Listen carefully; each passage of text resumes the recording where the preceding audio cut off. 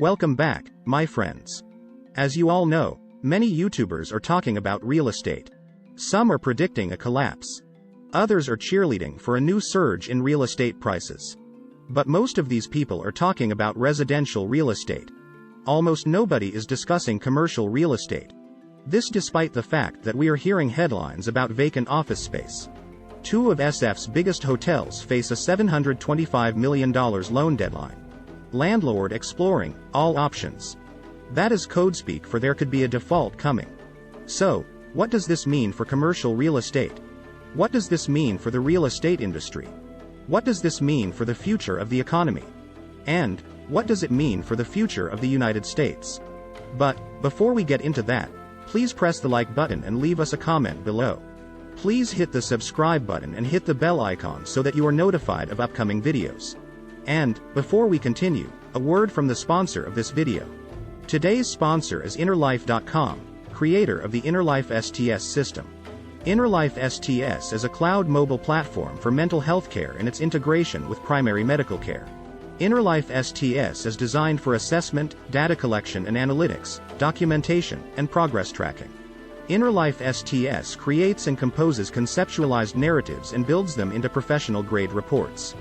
These reports are designed for use by mental health professionals, primary care physicians, justice system professionals and universities and include mental health assessment reports, mental health treatment reports, and treatment progress reports. And InnerLife STS uses doctor-selected pseudonames for all patients. So, only the healthcare professional knows the patient identity. Two of San Francisco's biggest hotels, Hilton San Francisco Union Square and Park 55, face a $725 million loan maturity deadline in November. Owner Park Hotels said, on an earnings call this week, it is exploring all options for the properties, including potentially giving them up to its lender. The company could also extend the loan deadline. All options are being explored, and we expect to have this resolved by the summer, said Thomas Baltimore Jr., chairman and CEO of Park Hotels.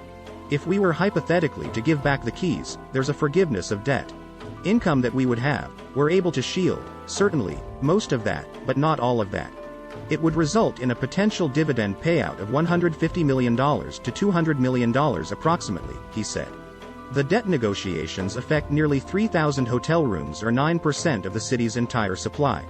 The 1,921-room Hilton Union Square is the city's biggest hotel and shuttered for 14 months at the start of the pandemic, reopening in May 2021. The 1,024-room Park 55, the city's fourth-largest hotel and located downtown, was closed for 2 years before reopening in May 2022. Tourism has partially rebounded in San Francisco and California, but a full return to 2019 levels isn't expected in the city until 2024 or 2025. Baltimore said the company has a confidentiality agreement and wouldn't get into specifics on negotiations with the loan servicer, which real estate firm CoStar identified as Wells Fargo. The loan has an interest rate of 4.11%, according to Park Hotels.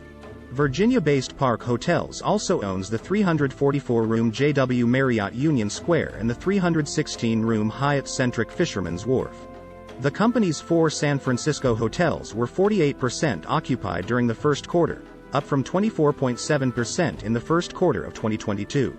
The average daily room rate was $294.80 in the first quarter, up from $202.36 in the prior year period.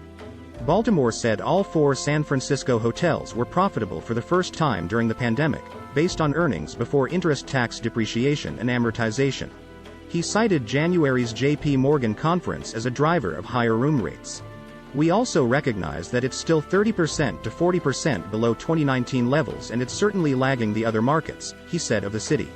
Park Hotels said convention bookings tripled to over 140,000 room nights compared to the first quarter in 2022. We are cautiously optimistic, said Baltimore, who said he visits San Francisco every 4 to 6 weeks and meets with city officials and business leaders. It is still a challenging environment. When you think about San Francisco, we have no doubt in our view that certainly San Francisco comes back. It's not a matter of if, but when. We certainly believe that San Francisco is going to take time, and it's going to be a few years before it certainly fully recovers, he said. The street conditions are improving. They are far better than I think it's been reported, but the city has got to do a better job, certainly, communicating that to the broader public. Baltimore said San Francisco was probably the second most supply-constrained U.S. hotel market with only around 32,000 rooms, with only Key West, Florida, being more constrained. Park Hotels sold 2 San Francisco properties during the pandemic, the 360-room Le Méridien for $221 million and the 171-room Hotel Adagio for $82 million. Park Hotels has $1.8 billion in liquidity and net debt is currently $3.9 billion. But we have no doubt that San Francisco recovers for the reasons we talked about. When you think about venture capital, you think about education, the natural beauty, you look at the AI spend, Baltimore said. And the San Francisco Park 55 Hotel is just the latest commercial property making headlines. Figueroa Street in Los Angeles is the epicenter of a wave of defaults on office towers. Mortgage defaults have hit downtown Los Angeles as demand for office space continues to decline. Brookfield Corp., a major office owner in the area, defaulted on $784 million worth of loans on 2 towers, according to an SEC filing on February 10. Brookfield Corp., one of the largest public real estate companies in the world, has defaulted on $161.4 million worth of office building mortgages, according to a report from Bloomberg. High office vacancy and interest rate hikes have contributed to a string of defaults this year and fueled concerns of a commercial. Brookfield DTLA refers to a large mixed-use development project in downtown Los Angeles, California, developed by Brookfield Properties. The project spans over 5 million square feet and includes multiple buildings, including the renovated 1970s-era gas company tower, along with new construction buildings. The development includes luxury residential units, Class A office space, retail and restaurant space, and a 5-star hotel. The project is also designed with sustainability in mind, incorporating environmentally friendly features such as green roofs and solar panels. Brookfield DTLA is located in the heart of downtown Los Angeles and is part of a broader revitalization effort of the area. The project has played a significant role in transforming the city's skyline and has become a notable landmark in the city's downtown core. Defaulting on an office tower means that the owner or borrower of the property has failed to make payments or meet other obligations related to the financing of the property. This can include missed mortgage payments, failure to pay property taxes or insurance, or breaches of other contractual obligations with lenders or investors. When a property owner or borrower defaults on an office tower, it can trigger a series of legal and financial consequences.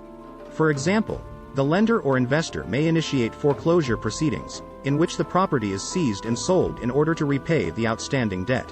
The borrower may also face legal action and damage to their credit score.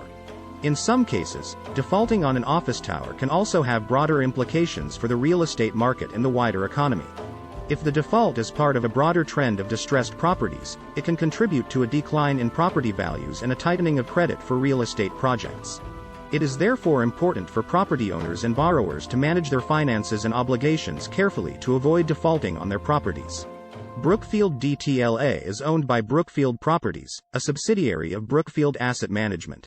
Brookfield Asset Management is a global alternative asset management company that owns and manages a diverse portfolio of real estate, infrastructure, renewable power, and private equity assets around the world. Brookfield Properties, which is responsible for the day-to-day management and operations of Brookfield DTLA, is one of the largest commercial real estate companies in the world, with a portfolio of over 600 properties encompassing more than 325 million square feet of space. Brookfield Properties is a subsidiary of Brookfield Asset Management, a global alternative asset management company.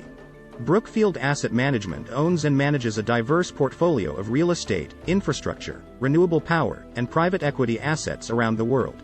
Today, Brookfield Asset Management has over $600 billion in assets under management and operates in more than 30 countries, with a focus on investing in high-quality assets that generate long-term value for its investors.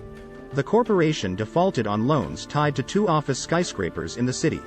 The downtown LA market has been struggling even since before the pandemic. The vacancy in the central business district is up to 24.5%.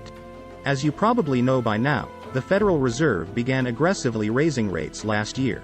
And macroeconomic factors are weakening overall. So, many investors have current needs for cash and need to liquefy some of their assets. Blackstone and Starwood Capital Group are drawing attention from the Securities and Exchange Commission. The real estate funds have recently seen a surge in withdrawal requests. It comes amid a broad drop in investor sentiment and potential economic downturn. This led both private equity giants to pause redemptions after monthly and quarterly withdrawal limits were reached. Investors in and outside of the funds took notice. Assets flowed into the fund and it was a success, at least for a few years. The Blackstone REIT amassed $68 billion in assets. But what a difference a year makes. The real estate market in the United States has reversed course. And investor sentiment is turning bearish, to say the least. Blackstone has taken heat over the past week for limiting withdrawals from the $69 billion private REIT. As you might imagine, in a degrading real estate market, publicly traded REITs have gotten slammed this year. If you follow this channel, you already know that the Federal Reserve is aggressively raising interest rates. And the rising interest rate environment is sending real estate values into decline. The real estate market has been hit hard, especially commercial real estate. Practically everyone is raising questions about the actual values of real estate. That is especially true of the real estate holdings in private funds such as Blackstone's BREIT. Just as a comparison, the $35 billion Vanguard Real Estate ETF has plummeted 26% year-to-date. But, what do you think? Please press the like button and leave us a comment below. Please hit the subscribe button and hit the bell icon so that you are notified of upcoming videos. Please share this video on social media. Thank you for watching.